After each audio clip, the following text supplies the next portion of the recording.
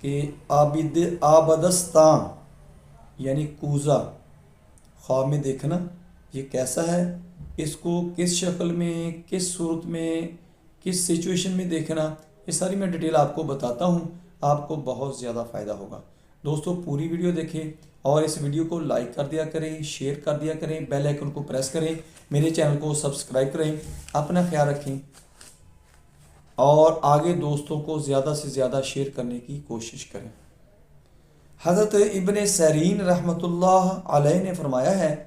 کہ خواب میں آب دست دیکھنے والا یعنی کوزہ دیکھنے والا خزانہ دار صاحب تدبیر ہوگا